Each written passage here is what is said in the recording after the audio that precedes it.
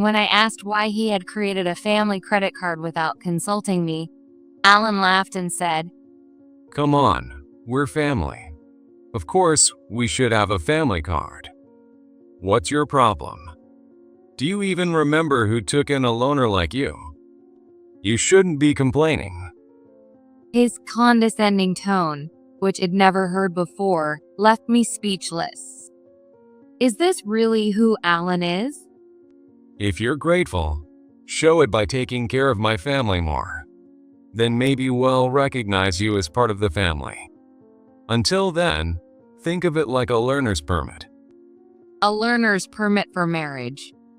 I've never heard of such a ridiculous idea. Seeing my silence, Alan pressed on with more intensity. In other words, you're not an official family member yet.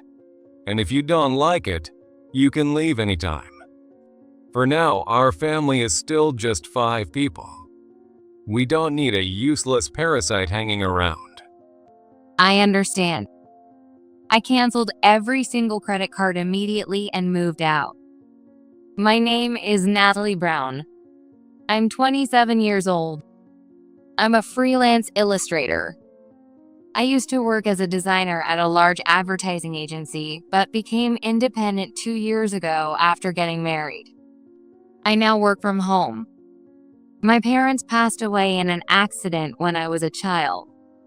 I was taken in by my maternal grandparents, but when I went to college, I moved back to my late parents' apartment near downtown Chicago and have lived there ever since. I met Alan at the Italian restaurant where he worked. The place had a cozy atmosphere, great food, and reasonable prices, so my coworkers and I became regulars. At one point, we started joking about the handsome waiter there. It was Alan. Alan was undeniably attractive. The manager even joked once that a good chunk of their regulars came just to see Alan, and I had to agree it. I won't deny that I was one of those admirers who thought he was incredibly charming. That's just how noticeable Alan was. But somehow we quickly grew close, and before I knew it, we were calling each other boyfriend and girlfriend. And to my surprise, we ended up getting married. I don't remember much from that time. It felt like one of those mornings when you wake up after a night out and suddenly realize there's someone next to you. But even so, I loved Alan and was happy back then. I left my design company when we got married and went independent. It was an amicable departure where I continued taking on freelance projects from the same company. Alan kept working at the Italian restaurant. His schedule varied depending on the day, with late nights being common. Since his work hours were irregular and it always wanted to be independent, I took the leap. I think that's great, Natalie. You'll feel more relaxed and get to keep doing the work you love. And so, our married life began. Neither of us was into flashy things, so we skipped a formal wedding and only made our marriage official. We just visited each other's families to say hello. Alan would go to work while I stayed home, balancing my job and housework. Even though our schedules didn't always align, we'd stay in touch and have dinner together when he got home. It was a fun and happy life. Marriage really felt wonderful. But about a year into our marriage, Alan suddenly said something that shook everything apart. My family wants to visit soon. Is that okay? Of course, I said yes. I had only spoken briefly with Alan's family during introductions, so I was looking forward to getting to know them better. Having lost my parents young, I'd always admired the idea of a big family. So, when his family of 4 showed up, I was left speechless. Hey, where's my room? Alan's sister, Harper, asked the moment she stepped inside. Harper was 32, 5 years older than both Alan and me. From what I'd heard, she worked as a cashier at a local grocery store. When we first met, she had been polite, but her tone now was startlingly rude. With Harper was her younger sister, Amanda, who was 18. Unlike Harper, Amanda stood silently and didn't say a word. I remembered how, even during our first meeting, Amanda had only introduced herself and stayed quiet. Feeling pressured by Harper, I led both sisters to the guest room and showed their parents to the spare bedroom. Once everyone had put away their things, Harper announced, All right, since we're all living here now, you'd better start taking care of us. I didn't understand what she meant. I glanced at Alan for help, but he smiled in a way I'd never seen before, a crooked and unsettling grin. It turned out that his family had sold their house and moved straight into my apartment without telling me. Sorry about this. I guess their old house got hit with a sudden eviction, and they didn't have anywhere else to go. If that was the case, why didn't he tell me sooner? I had assumed they were only staying for a day or two.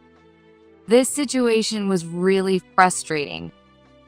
I tried to explain my concerns as calmly as possible so as not to offend Alan. He lowered his head apologetically. Please, just until they find a place to live. If he said that much, I couldn't refuse it. I couldn't bring myself to kick out people who had nowhere to go, especially when they were the family of someone important to me, with no place to turn. I made them promise to find a place as soon as possible and reluctantly agreed to let them stay. But that decision would come back to haunt me. Alan's family showed no consideration whatsoever. All four of them, from the day they moved in, did absolutely nothing, leaving everything to me and speaking to me however they pleased. They didn't even pretend to be looking for a new place or a job. Out of curiosity, I asked what had happened to their jobs, and I was stunned by their response. Oh, I quit that lame grocery store. I had assumed Harper was a full-time employee since she had mentioned working there, but it turned out she was only a part-timer. I had assumed, because of her age, that she was working full-time, but after listening to her, I learned she had never held a stable job since graduating from high school. Her parents were also part-timers, and they too had quit their job before coming here. Of course, Amanda wasn't working. She had claimed to be a student preparing for college, but that was a lie. There's no way we could commute to our old jobs from here. And besides, why would we need to work when we've joined a rich family? A rich family? Who in the world were they referring to? Confused, I asked, and the answer shocked me. They're talking about you. You got a huge payout from your parents' accident insurance, didn't you? And I heard this apartment doesn't even have a mortgage. You should be able to live the easy life. Harper laughed as she said it. It was too much, so I confronted Alan when he came home, only for him to look more annoyed than I'd ever seen and raise his voice. They had to leave their home suddenly. They must be exhausted. Can't you let them rest for a while? Or are you saying you'd throw my family out on the street? I was frozen in shock, and then Alan's tone softened suddenly. I'm sorry for shouting. I'm struggling too. And it's been a long day. I'm really tired. Can you please understand? Just hang in there a little longer. Alan was skilled at handling women. Looking back now, I see that he had always switched between being sweet and harsh to get his way. But at the time, I didn't realize it and reluctantly agreed to wait just a little longer. However, his family's behavior only got worse. When they were home, they treated me like a servant, ordering me around. When they went out, they demanded money. How can we go job hunting with no money? I mean, we could try, but if we don't find work, we'll just stay here forever. I had no choice but to give them some cash. only for them to return claiming they didn't find anything and spend all the money. I doubted they even went job hunting. But if I accused them of lying without proof, they would gang up on me and criticize me for hours. Telling Alan about it didn't help either. They're frustrated because they can't find work. I'm sorry, just hold on a little longer. I'll talk to them. And that was the end of the conversation every time. Eventually, I felt like speaking up was pointless. Alan must have said something to them at some point because their demands for cash became less frequent, but I never got any of the money back. That chaotic life continued for about 3 months until one day, I realized something alarming. Why is the credit card bill so high? Could this be unauthorized use? I hurriedly checked the statement, and every charge came from the family cards. The purchases ranged from food and drinks to books, games, expensive designer handbags, and clothes. There were 5 different card numbers listed. In other words, 5 family cards had been issued. Our credit card account was under my name, and Alan was supposed to be the only one using the family cards. You're better at handling these things, and it's more convenient to manage payments this way, right? Can I leave it to you? That's what Alan had said when I first took over managing the account, but it seemed he had secretly ordered additional family cards. The reason his family had stopped asking me for money was that they had started using the cards. When I found out, I was furious. When I asked Alan why he had created family cards for his parents and sisters without telling me, he laughed. If I told you we didn't have any money, you'd just complain, right? Besides, do you remember who took you in when you were all alone? You should be grateful to your Savior's family. His arrogant tone, unlike anything I had heard before, left me speechless. Is this really who Alan is? If you're grateful, show it by taking better care of my family. Then we'll recognize you as part of the family. Until then, think of yourself as having a learner's permit. A learner's permit for marriage? I had never heard of such nonsense. Alan, seemingly unimpressed by my silence, doubled down. In other words, you're not officially part of the family yet. And if you don't like it, you're free to leave anytime. For now, our family has 5 members, and we don't need any useless freeloaders. That's when I finally saw Alan's true nature. It felt as if all the blood had drained from my body. I began thinking seriously about divorce. Come to think of it, how did I even end up marrying Alan in the first place? I decided to start by recalling that.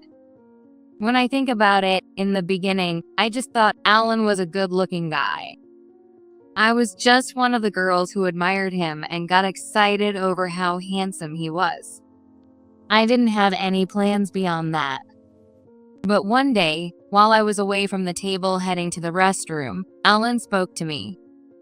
Natalie, you seem different from the others. What? I don't know. Attractive. Sorry, I shouldn't say that to a customer.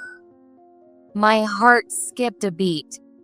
That kind of exchange kept happening, and I started becoming more aware of Alan. Looking back, I wonder if all of that was part of his plan to make me fall for him. The more I thought about it, the more it seemed likely. Come to think of it, one of my coworkers once joked about me in front of Alan, saying I was from a wealthy family and lived alone in a large apartment near downtown Chicago. Shortly after that, Alan started approaching me more frequently. He was probably interested in my assets and this apartment from the beginning. Alan wasn't even my type. He was a modern man in a good way, but in a bad way, he was somewhat of a playboy. I preferred calm, mature men I could have meaningful conversations with. Yet somehow, I fell for Alan. I've always wondered why. Alan was what you'd call a pretty boy. He was probably used to making women fall for him. It was second nature. Especially someone like me, who was inexperienced with men and had only just started her career. I bet he was confident he could easily make me obsessed with him. And I fell right into his trap and even ended up marrying him. The thought filled me with anger and humiliation, making me want to break everything in the house. But I wasn't foolish enough to actually do that.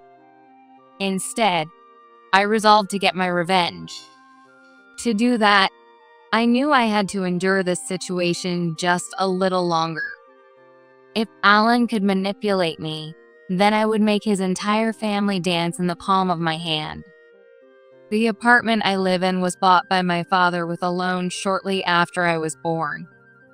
Back then, real estate prices weren't as high, but after a large shopping mall was built nearby, the neighborhood flourished, and now it's considered a luxury apartment complex.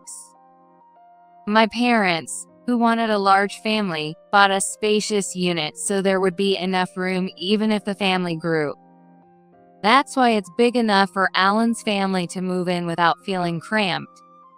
However, even with its size, it's still just an apartment.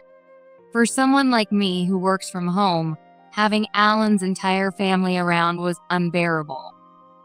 But I endured it for the sake of my revenge. Just like Harper said, there's no mortgage on this place. When I was 3 years old, my parents both passed away. It was a car accident. They had attended my paternal grandfather's funeral, and on their way back, they were hit by a speeding car on the highway. I was supposed to go with them that day, but I had come down with a high fever from the flu that was going around at the time. So, my maternal grandparents came to stay at the apartment to take care of me. That's how I ended up being left alone. The loan was covered by the life insurance, so the insurance company paid it off. The only housing costs I pay are for maintenance fees and property taxes. When Alan saw how low those expenses were, he said he would contribute just a bit more than that amount to our household budget. There's no mortgage. If I'm pitching in that much, your income should be enough to cover the rest. We'll each pay for our own personal expenses. Does that work for you? When Alan said that, I naively agreed, thinking it made sense. Until then, I had covered all the expenses by myself, so I thought his contribution would at least ease the burden a little. Looking back, I realize how foolish that was. But at the time, I was blinded by my love for Alan and just went along with everything he said. Alan probably believed he was the head of the household, the breadwinner, and that he was providing for me. That's why he felt justified in calling me a parasite.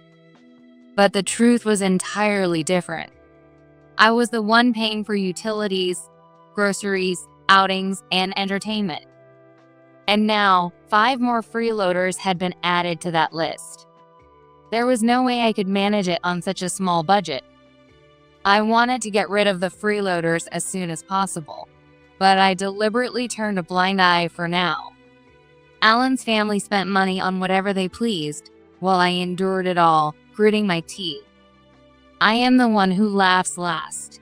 I told myself so over and over to get through this tough time. Finally, the day came for me to act.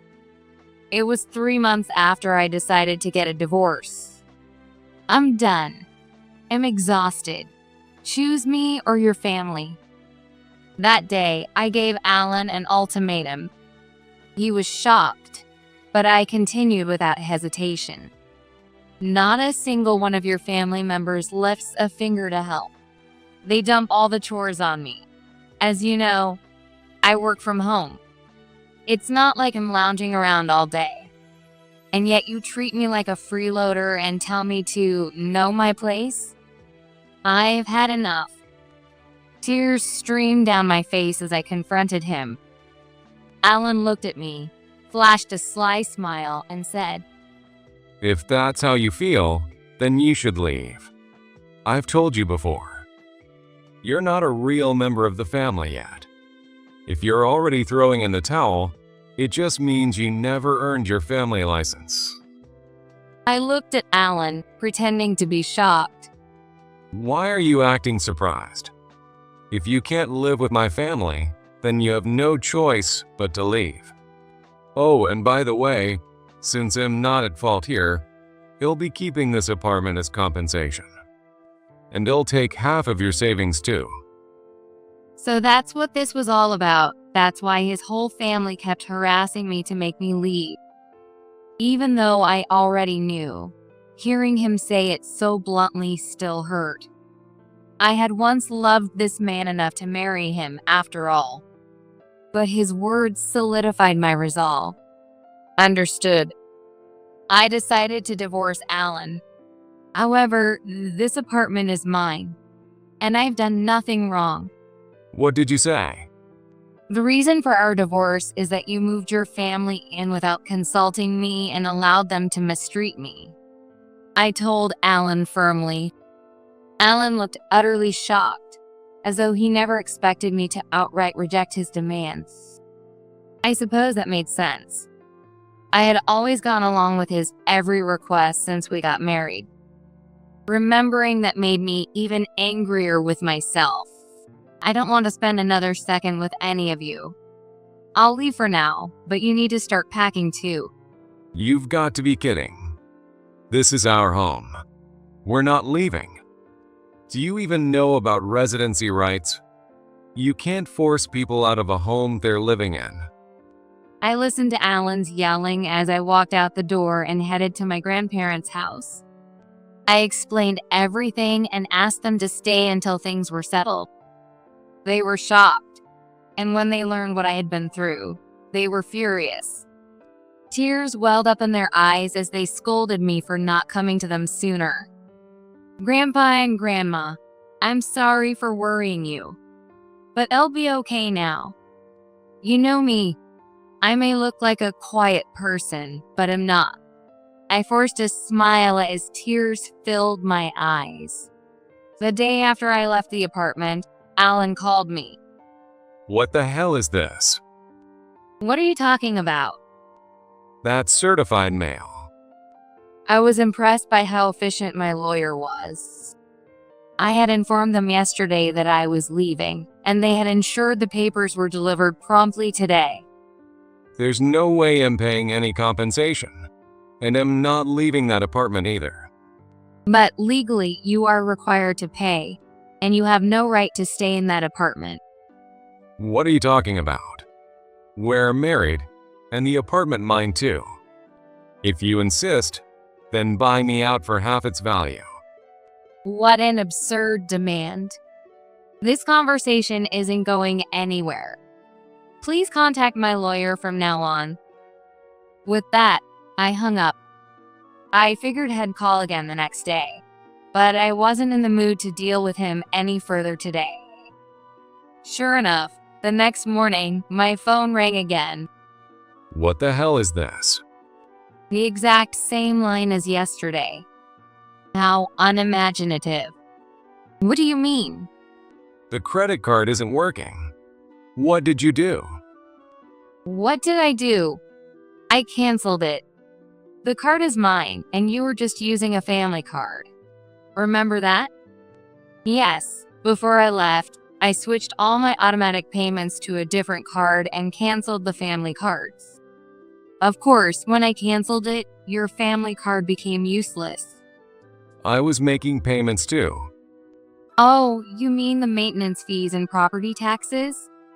And only for the first 2 months. It wasn't much, but if you'd like, I can deduct that from your compensation. I spoke mockingly, and I could hear an incoherent scream from the other end of the call. Alan had only made payments for the first 2 months. After that, he made all sorts of excuses, claiming he needed time because of issues at work, and stopped paying altogether. If he had convinced himself that he had been contributing all along, his memory was truly pathetic. but I no longer cared. He was someone I was cutting ties with. Whatever his memory was like didn't matter to me anymore. That's how it is. And you'll need to pay your share of the household expenses I've been covering. I've kept detailed records, and I'll be submitting them as evidence. Then I want half of the savings too. That's marital property. Of course, we'll divide everything fairly. When I said that, he spat out a final, "Don't forget it," and hung up.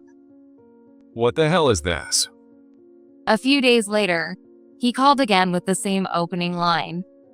He doesn't just have a bad memory, and he also has a terrible vocabulary. What do you mean? The division of shared assets. Why is it 0? You've got loads of money from your parents, insurance payout and settlement, don't you? Oh, so that's what he thought all along. I calmly explained that any savings I had before the marriage weren't considered shared assets, and that since there were no savings made after we got married, the division naturally resulted in 0. Stop lying. If you think I'm lying, why don't you consult someone about it? Either way, from now on, everything will go through my lawyer. We won't be speaking directly again. Goodbye. With that, I hung up and blocked Alan's number. 2 months after I left the apartment, Alan and his family finally moved out. Not because they had changed their ways or felt remorse. It was simply because they couldn't afford to live there anymore. Alan's income alone wasn't enough to support 5 people. His family had been living large using my credit cards. There was no way they could suddenly switch to a frugal lifestyle. I had let them spend freely for that very reason. I knew exactly how things would turn out. Alan's family began demanding shopping money from him. When he refused, they started stealing cash from his wallet. When Alan got angry, they all ganged up on him, saying it was his fault for kicking me out. On top of that, the electricity, gas, and water were all cut off. Of course, I had requested the utilities be shut off. I had notified the utility companies that I wouldn't be living there for a while. Alan tried calling to have them restored, but since the house was under my name, there was no way the service could be resumed at his request. Unable to bear the intense summer heat that carried into early fall, his family finally left the apartment. I had no idea where they went, and I didn't care to find out. Alan held out as long as he could, refusing to leave, but eventually gave up when he couldn't stand living in a place with no power or running water. After that, my divorce proceedings moved along faster than I expected. Not because Alan had reflected on his actions or agreed to my terms, but because he made yet another mistake.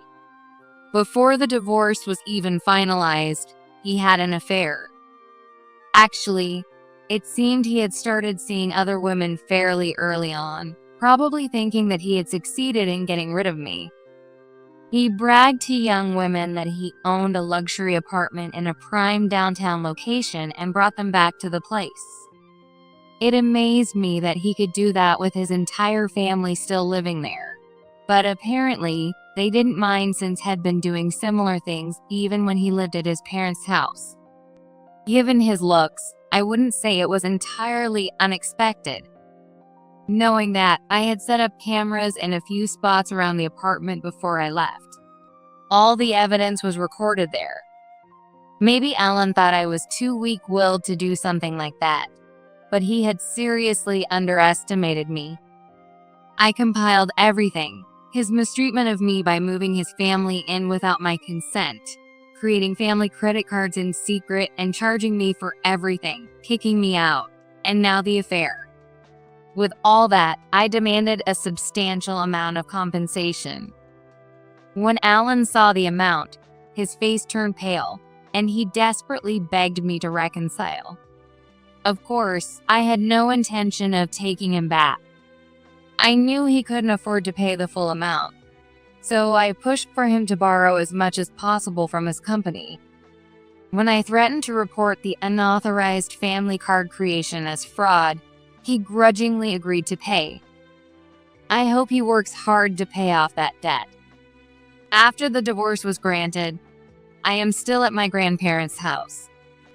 I haven't decided what to do with the apartment yet. I might sell it. I had cherished it because my parents left it for me. But since they passed away when I was too young to form memories and because of everything that happened, I think they'd understand if I let it go. My freelance illustration work is gradually increasing. I might live alone again someday, but these days, it's easy to work efficiently even while staying at my grandparents' house. I'll lean on them a little longer and then start moving forward again. This time, I hope I'll find a partner who will walk through life with me, not someone who only looks good on the outside.